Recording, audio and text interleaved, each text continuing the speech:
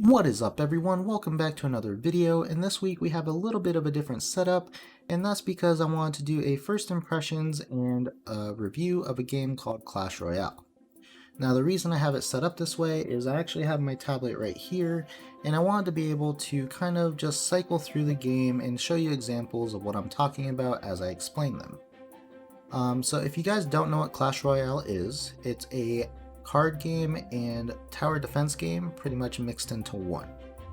And I will actually show you guys some gameplay and talk about the basic mechanics and how it works real quick. So one cool feature of the game is that you can actually go back and watch replays of recent games that you've done. And this can be used to either look at, the cards that my opponent used against me, or to even study on how the game went and to get better if you want to use it for that purpose. Or you could just use it to share if, something cool happened. But so we'll just jump into a replay. And so at the very bottom of the screen, you can see a purple bar. And that's what we call elixir. And that's going to be your replenishable resource that you use in order to play the cards in your deck. Now, you can hold 4 cards in your hand at a time, and you'll see the next card coming up in the bottom left. And each card has an elixir cost associated with it. So that's where the strategy comes in, depending on what your opponent's doing and stuff like that. You'll have to manage, how much elixir you have versus what you want to spend and stuff like that. So the overall purpose of the game is to destroy more towers than your opponent. Each person has 3 different towers, 1 main tower, 2 smaller towers, and if you can knock down more towers by the end of the timer in the top right, then you'll win. Or if you destroy the big tower in the back, then you will also win. So that's pretty much the whole goal of the game. So we'll go ahead and get out of the replay, but I just wanted to talk to you guys about, okay, so if you win a match, you will get 4 different things. You'll get gold.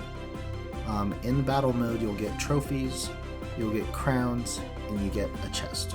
So as you can see on the bottom of my screen, there's 4 chests.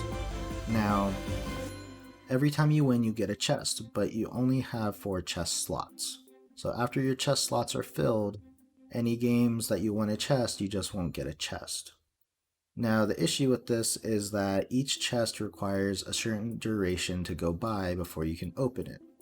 So for example, I have 3 chests that I can open right now, but then I also have a chest that has 33 minutes still left. So 33 minutes has to go by in order to open this chest.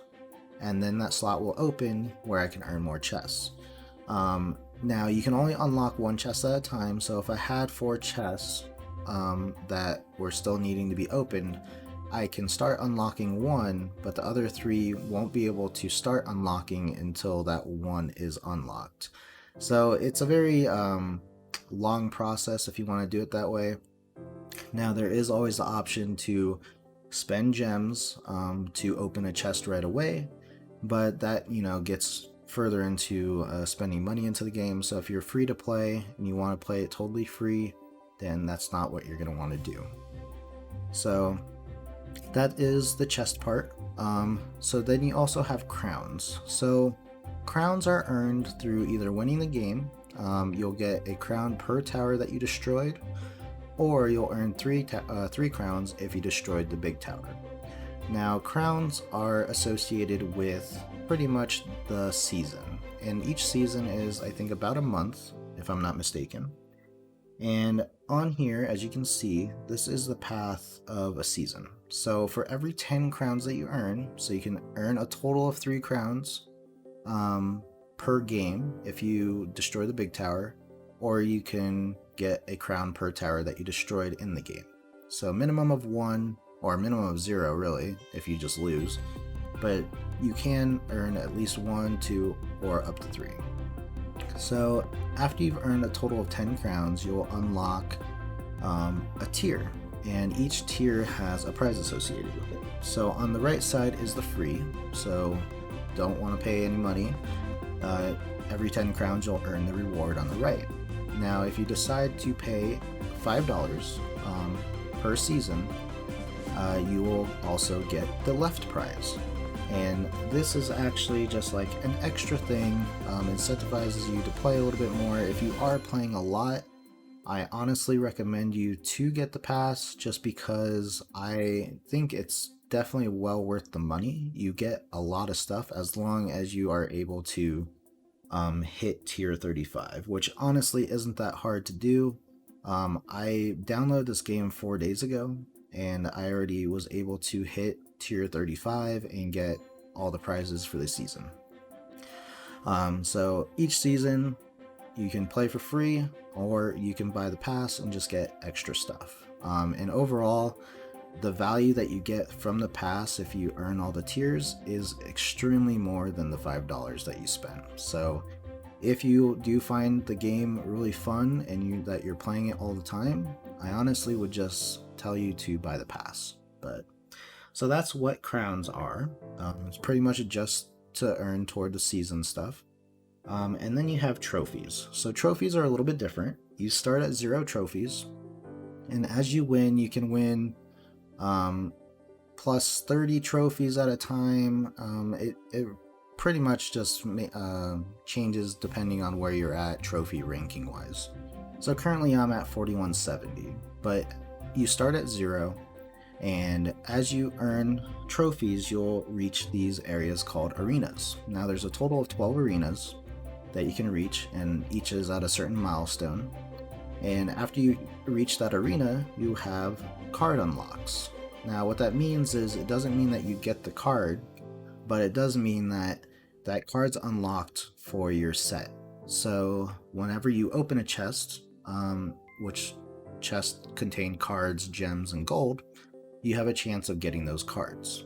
So if you haven't reached Arena 12 yet, then when you open a chest, you won't be able to get any of the cards under Arena 12. And I think the reason they did this is that they didn't want to introduce a new player to so many cards that they don't know what to do with. So as you climb, you get introduced to new cards. You're able to figure out what you like and what you don't like, and stuff like that. And I mean, along the way, you'll also earn gold, different chests, emotes even, and stuff like that. So I think this is a good way of introducing a new player, because as they climb, they have the satisfaction of earning things, and then they also, get the nice factor of, earning new cards.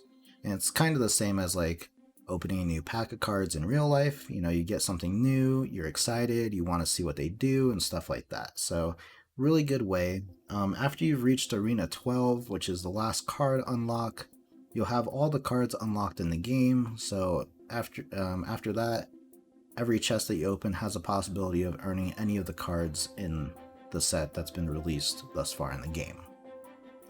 But after that, it's purely to earn rewards as you climb ranks, and pretty much just to be competitive.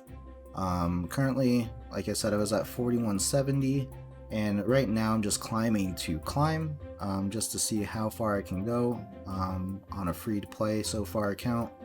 And that way you can still earn stuff, still earn cards, still earn chests and stuff like that, which is really cool. So there's always a reason to kind of play the battle mode. Now, with that, there is stuff like Party mode, which is just pretty much a fun to play mode.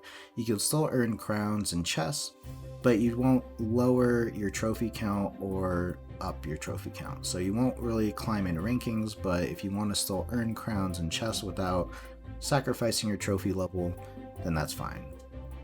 And I probably did forget to mention that if you're playing in battle mode and you lose, you do lose trophy points, but that doesn't mean that you can get, you lose the rewards that you've earned for hitting that. So no matter what, you get the reward that you hit, and then you just can climb. So it is like a ranking system.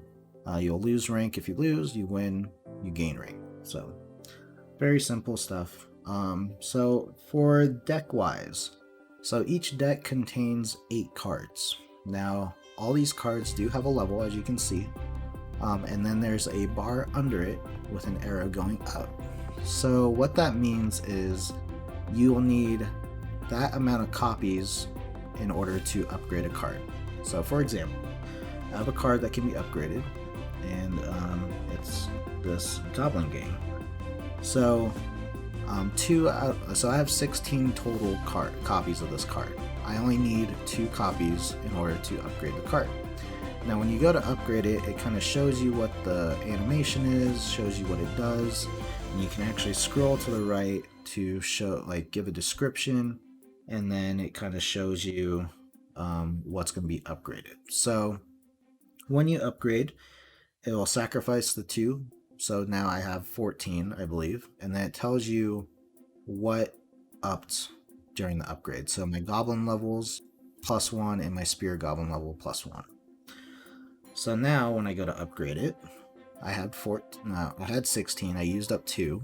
So now I'm at 14. Now my next upgrade requires 4 cards, and the upgrade cost went up.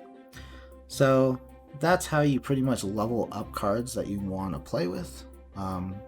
And so this is where the advantage and disadvantage of spending money comes into play. If you're totally free to play, which I think is honestly quite viable, because I haven't spent anything beyond the $5 for the battle pass or for the pass, you can level up your cards pretty well. Now, if you do buy chests and buy cards and stuff like that, then obviously you are going to get more copies of the cards. You'll be able to reach the card requirement in order to upgrade cards a lot easier than waiting for you to like open chests over duration times and stuff like that. So that's where the money advantage comes into play, but I honestly don't think it's that big of a deal if you're playing casually. If you want to play competitive and put money into it, then so be it, and I don't think that's a bad thing. But this definitely shows that you don't really need to put the money into it in order to get a pretty decent deck. Like I was able to clear all my arenas, unlock all the cards, totally free to play besides the pass. So don't think money is necessarily needed, but it does come into play a little bit. So as you are upgrading the cards, when you upgrade cards, you get experience toward your king's level. Now your king's level is pretty much what determines your tower strength in games. And this is another thing with the money part, is if a lot of people, like if you do tend to spend a lot of money and upgrade cards, then your king's level is going to be higher, which is good because your towers will get higher. But that's where the advantage comes in, to if people have played longer or if they've spent more money. So you can run into people during your ranked play that are maybe a higher king's level than you, or just have higher level cards than you. And that's just a thing that you'll have to kind of wait out. If you want to be the free to play route, you just earn the cards as you go, and that's how it is. So that's the only discrepancy, is that the matchmaking system doesn't always necessarily put you against the same level person. They'll put you around the same rank. But at my rank, which is currently 4170, I've ran into level 13 king's levels, which is pretty much an automatic loss because their towers are so strong, and typically their cards are a lot higher level. But I haven't ran into too many that it's made a problem, so I'm gonna let it slide for a while, just because, like I said, I've only been playing the game for like 4 days, and I feel like I'm doing just fine. So, and last but not least, there is always a shop. This shop is always something that's contained in mobile games for those microtransactions. And like I said, if you want to buy cards and stuff like that, then you can. They have deals on here. You can even buy some cards for just gold and stuff like that. But like I said earlier, in the chest you can earn gems, gold, and cards. So even if you are totally free to play, and you're opening chests consistently and stuff like that, and you get enough gems, like totally free to play account, I have 312 gems, so I could actually buy one of these emotes on the screen. And typically you'd have to go down here, buy gems, and then you can buy stuff. But if you want to just earn your gems through opening chests, then that's honestly very possible as well. So overall, I think the game itself is definitely viable as a free-to-play option. Obviously, like with any game, honestly, there is going to be advantages in spending money. But I'm telling you right now, I'm very surprised actually with how well I was able to climb ranking and stuff like that by being free to play. And yeah, it is tempting to buy cards, and you know, I might do that later down the line, but like right now I'm enjoying myself just playing games with the cards I have and kind of, you know, messing around with different cards and stuff like that. And it's just honestly overall really fun to play. So if you think this is like, you know, something you'd be interested in, I would definitely download it and play a couple games, see if you like it.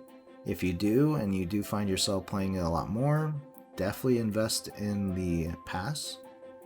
It's definitely worth the money. For $5, you get a lot of stuff. And you're going to be playing anyway, so why not?